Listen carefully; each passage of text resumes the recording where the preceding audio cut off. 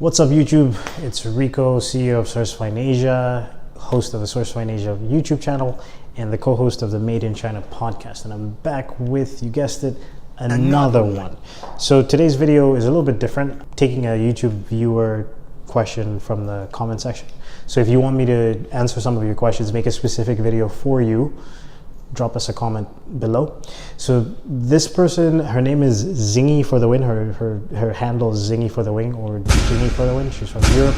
She asks, could you go into how copyright on brands, the copyright law on brands works over there in China? It's obviously not the same as in Europe. So for example, if I have a product or a brand that goes viral, what's to stop a Chinese manufacturer from then just taking that product and producing it themselves, selling it to other clients, or selling it direct to consumer?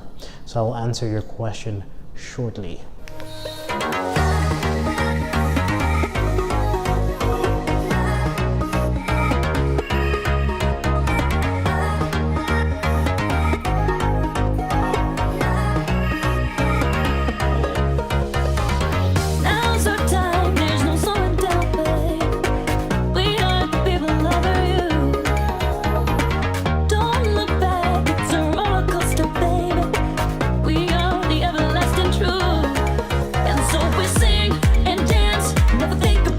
So Zingy, thank you for the question. I really love the fact that I'm getting questions in the comment section. I'm getting suggestions from you guys for videos, and for sure right now we're so small. I'm gonna be answering every single one of your questions with a personalized video.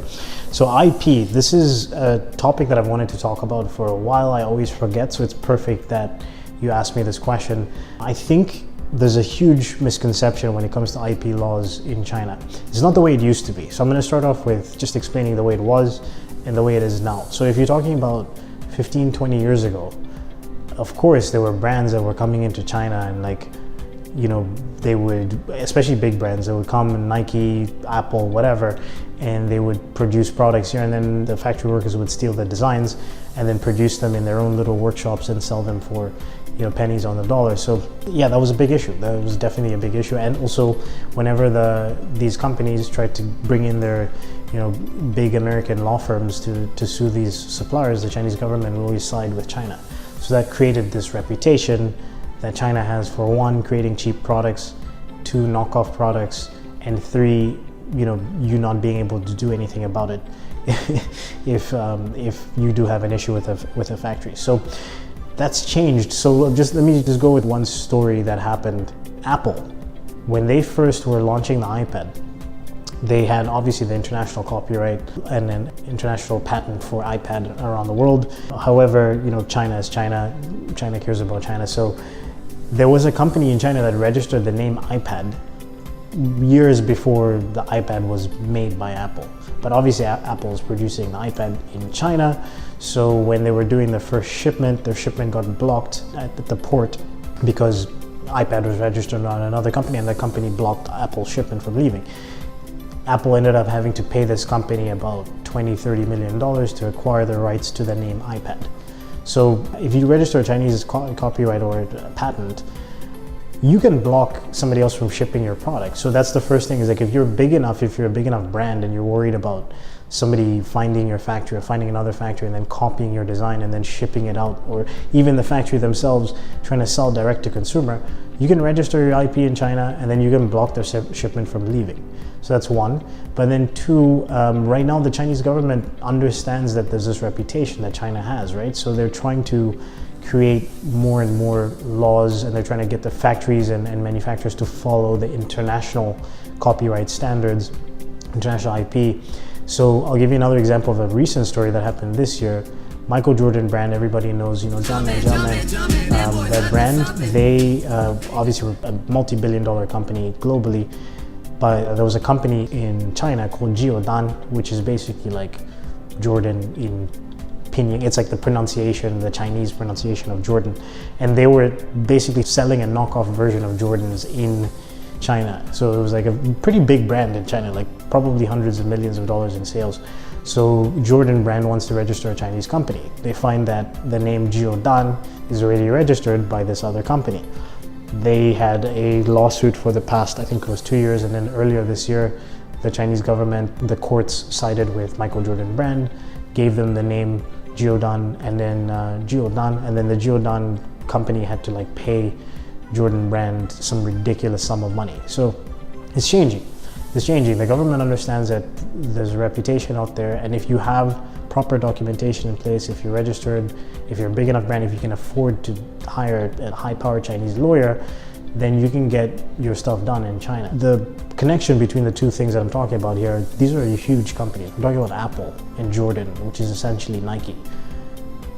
If you are launching a product for the first time in an original design, most factories are not going to want to copy that product because there's no guarantee that they're going to be able to sell it, right? Jordan makes sense. Apple makes sense because who doesn't love Apple? Who doesn't know Apple? Who's not going to buy that product if they can get it at a cheaper price than the normal retail cost, right? So that's where you have to weigh up things like how big of a brand are you? Do you have a huge following? Are you going to be doing millions of dollars in sales in your first year? Probably not. So you don't need to worry about a factory trying to copy your designs when you're still launching your business. Even if you're a crowdfunding campaign that like hits $1 million in sales in your first campaign, the factory is going to be so busy producing the product, and there's no guarantee that after that you're still going to continue doing $1 million every couple months in revenue. That's not the way it works. It's Kickstarter for a reason. You're launching your business, and then from there you have to continue to grow. There's a ton of multi-million-dollar campaigns that fail, that don't ever replicate those sales, and they disappear, right? So factories know this. They've been around the block, they've seen it happen, they've seen startup companies come to them, produce one time and then disappear. They've seen companies that have taken time to grow and grind and become bigger brands, right? So I would only start to worry personally about IP once you're doing millions of dollars in sales. So like your first couple of years of your business, you should be focused on just growing that business, growing your brand, getting your sales revenue up. You can start to worry about registering a Chinese brand, Chinese patent in your second, third, fourth year of your company.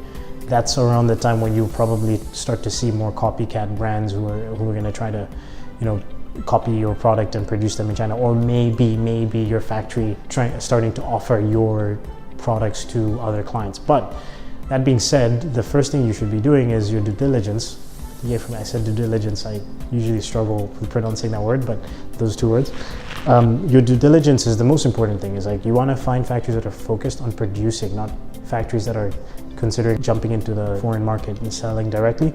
So if you find a factory that's focused on producing, they're not going to be trying to copy your product and sell it to other companies. Like I've approached factories before and said, hey, you guys make this product, my client wants it, can you make it for us? They're like, no, sorry, we have an exclusivity agreement, or oh, that's our biggest client, that's going to be an issue if we produce that product for somebody else. So there are factories that respect that relationship, and that's what you should be looking for. Of course, you can also put in, as I just mentioned, you can have certain documents in place.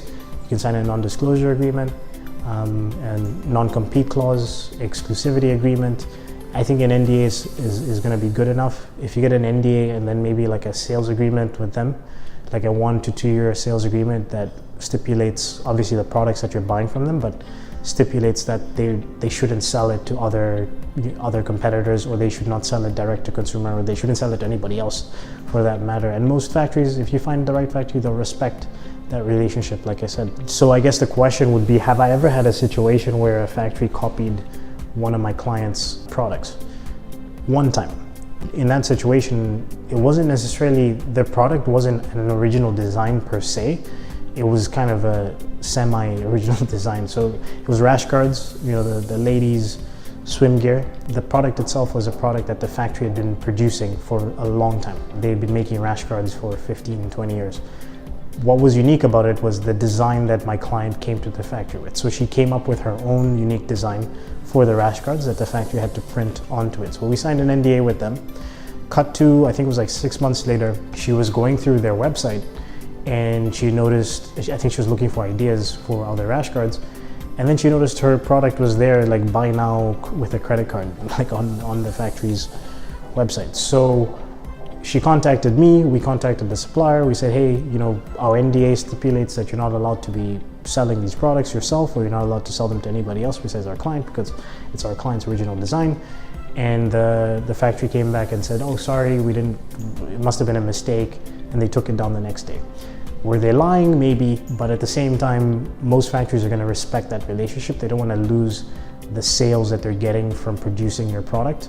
And most of them are, if you have these contracts in place, especially if it's in English and Chinese, they're worried about something happening legally, right? So, you know, get some documentation in place. I'm not saying it's going to save you for sure, but get some documentation in place, find the right factory, do your due diligence up front, and then you should be fine. Like the only situation, like I said, is when you are the Apple, the Jordan brand, where I know that even if I make a knockoff product that is like 70% there, I can probably sell thousands of units on the street. That's where you should be really worried about getting all of your IP and all that stuff in China in place. But at the beginning, just focus on sales. Really just focus on sales. Don't worry about it, right? So that's my little rant on intellectual property in China. And guys, if you like this kind of content, like, comment, share, subscribe, trying to grow the channel. Really appreciate all of you guys watching our videos. When I continue producing this kind of content, we've got lots and lots of ideas coming down the pipeline, and we'll see you guys next week.